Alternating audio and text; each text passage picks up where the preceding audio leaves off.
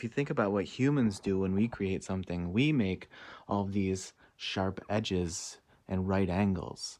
You have corners in your house, you have city blocks that are laid out in grid formation, and you have everything coming to a point and making right turns. And nature doesn't do that. Nature scatters things. Nature expresses itself in the stars and in the plant life and in a wave crashing on the shore. It expresses itself almost as if it appears to be a celebration, right? It's confetti, it's fireworks, it's those things.